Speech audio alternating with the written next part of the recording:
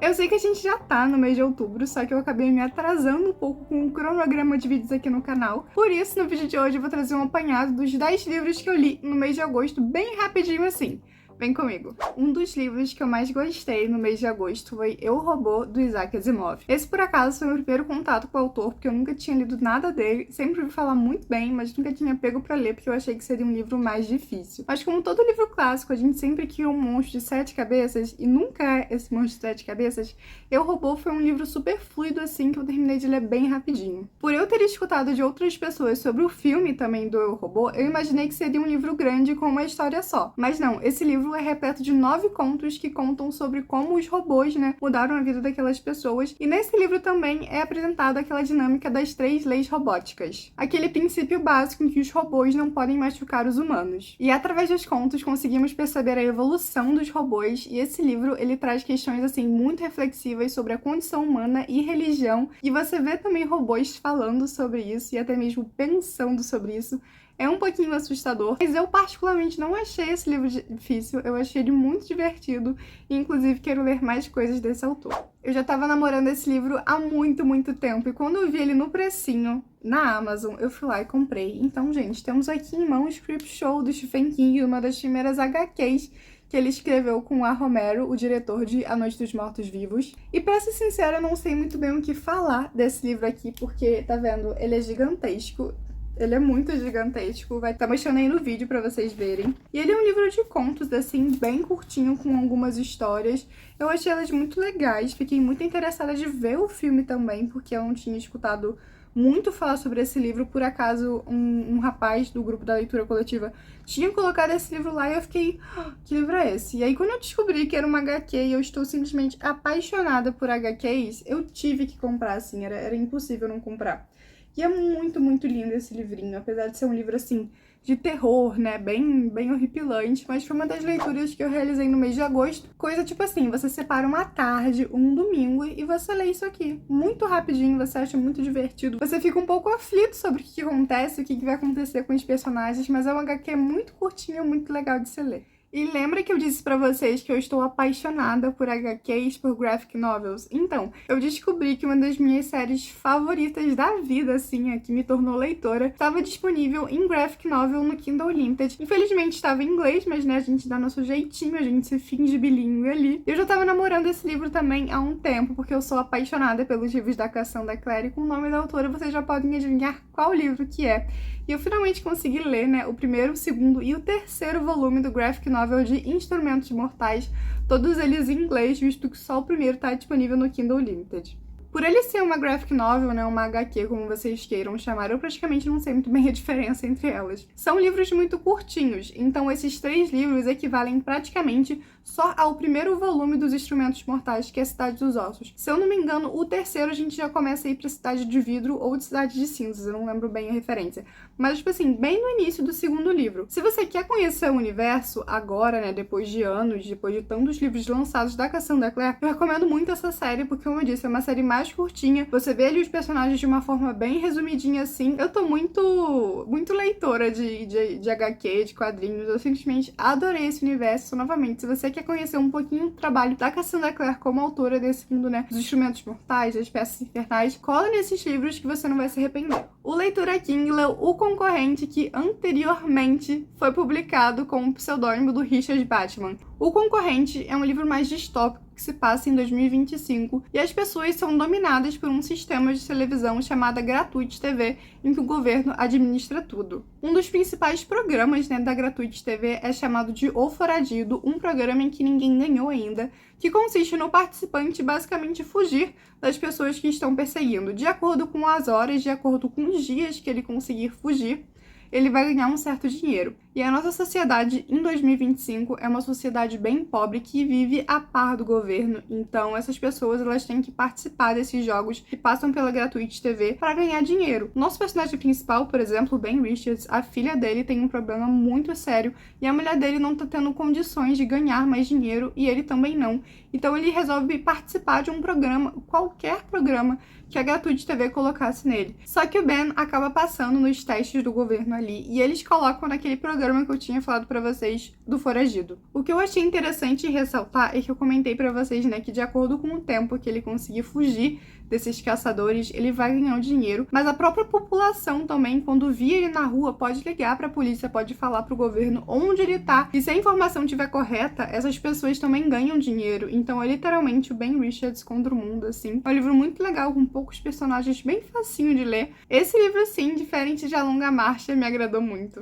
Eu nunca imaginei que eu ia ler um livro tipo Irmãos à Obra, só que sáfico. E Astrid Parker Nunca Falha foi um dos livros que eu nunca imaginei que eu leria, mas que, tipo assim, eu dei 5 estrelas, perfeito. Esse livro é o segundo da série Bright Falls, e ele veio depois, né, daquele livro da Delilah Grey Não Está Nem Aí. E agora, a nossa personagem principal, como o nome do livro já diz, é a Astrid, irmã da Delilah. Essa resenha pode conter spoilers, então é só você checar aqui a minutagem do vídeo e pular pro próximo caso você não queira receber spoiler, mas se você não liga pra isso, fica aqui comigo. Depois que a Astrid termina com seu noivo, né, daquele jeito trágico que acabou o primeiro livro de Delilah, a gente tem a Astrid focando na própria carreira como designer. E ela é chamada para reformar uma pousada e um reality de show vai acompanhar toda a reforma dessa casa. Só que a neta da dona da pousada, a Jordan, acha o projeto da Astrid a pior coisa do mundo, porque ela acha ridículo esse negócio de modernizar uma pousada que já é pra ser um negócio mais tradicional ali da cidade. Só que apesar das discussões dela sobre a casa, sobre as sabotagens por parte da Jordan, elas acabam conversando e acabam se entendendo ali e acabam virando amigas e, consequentemente, virando algo mais. Temos também toda a questão da cobrança, né, da parte da mãe da Astrid, querendo que ela seja perfeita, aquela coisa toda. Temos novamente Delilah e as outras amigas do clubinho da Astrid nesse livro, né? E eu acredito que o próximo livro seja o livro da Iris, então vai fechar essa série, assim, com muito amor e carinho.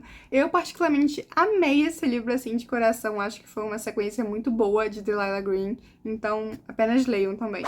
Uma Proposta e Nada Mais foi outro livro que me surpreendeu e que por acaso tinha acabado de entrar no catálogo dos livros do Kindle Unlimited. Diferente dos outros livros de romance de época que eu já tinha lido, como os da Julia Quinn, esse livro é um romance de regência, ou seja, ele tem uns resquícios da guerra. Esse é o primeiro livro da série do Clube dos Sobreviventes, e esse Clube de Sobreviventes, como o nome já diz, é um clube de homens que foram pra guerra, mas acabaram sobrevivendo, e eles acabam se juntando todo ano pra conversar como as coisas estão indo. Nesse primeiro livro, a gente vai conhecer o Hugo, o Lord Trenton, que acaba encontrando a Gwen acaba invadindo a propriedade do Hugo sem saber muito bem, só que a Gwen tem um problema na perna e ela acaba tropeçando.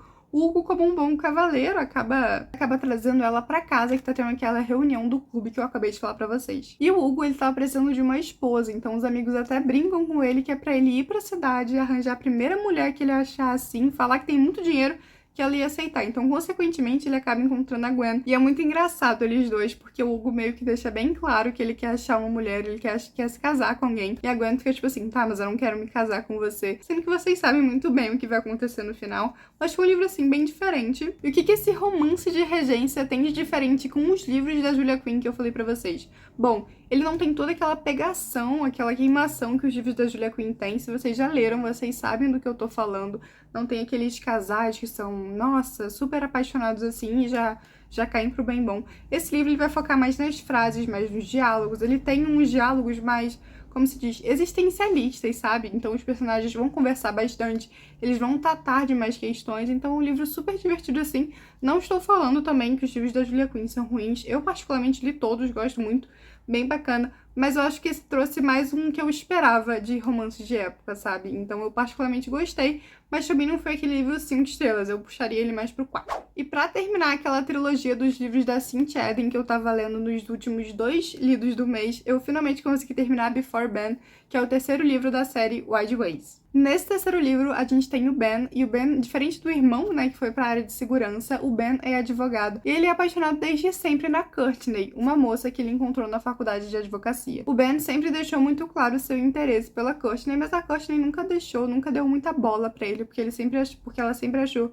que o Ben fosse um daqueles caras de uma noite, nada mais, só que o Ben era um cachorrinho pela Courtney, só ela que não tinha pego ainda. As coisas começam a mudar entre eles quando a Courtney realmente aceita ficar com Ben, e naquele meio tempo um rapaz de máscara começa a perseguir a Courtney, então o Ben vai atrás do irmão naquela empresa de segurança pedir ajuda, e nisso a gente já tem, né, os dois no seu romancezinho, Mas a questão é, quem está atrás da Courtney e por que está atrás da Courtney? Gosto muito dessa mistura do suspense com o romance, porque, tipo assim, tá, a gente sabe que o casal vai ficar junto, mas a problemática do livro de suspense é tipo, mas quem será? Por que isso vai acontecer? Então eu achei muito legal. É um livro bem bobinho, assim, que você lê em poucas horas, é bem fluida a leitura, porque não tem muita caracterização, assim, dos personagens, é, tipo, mais diálogo, assim, então eu particularmente acho mais rápido. Não daqueles livros incríveis, como eu disse, mas é um bom entretenimento. Então eu particularmente gostei. Não sei se eu vou ler os outros livros da Cynthia, porque eles são muito caros e eu só consigo comprar eles em e-book. Mas é isso, eu praticamente fechei a trilogia que eu queria ler dos 3 livros da Cynthia Eden. E pra fechar o mês de agosto, eu infelizmente tenho que falar com vocês sobre A Garota do Lago, que foi o último livro da série The Witcher que finalmente eu terminei. E eu digo finalmente com um pesar no coração, não de felicidade, mas de alívio por ter terminado essa série. Esse último livro, pra mim, foi um dos mais difíceis de se ler, porque, como eu disse pra vocês, eu sempre reclamo com vocês que The Witcher não é uma linha linear. A gente não tem passado, presente e futuro. A gente tem futuro, a gente tem passado, volta pro... Enfim, é uma bagunça tão absurda. E nesse último livro da Senhora do Lago, além da gente ter essa quebragem de tempo, a gente tem uma linha de tempo com outras dimensões. Então eu me senti vendo os Vingadores, com toda aquela questão de multiverso, estamos no universo pipipi papapó. Foi uma alegria que só. E esse livro é um livro gigantesco, ele tem tipo 600 páginas. E eu via a resenha das pessoas falando, fechou The Witcher com uma chave de ouro. E eu fiquei tipo, gente, será que eu li errado?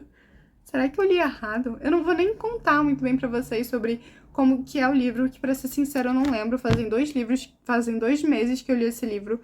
E a minha cabeça simplesmente resolveu esquecer e falar que isso é ruim. Isso é ruim. Os 5 primeiros livros de The Witcher valem muito a pena ler, mas os 2 últimos eu ainda...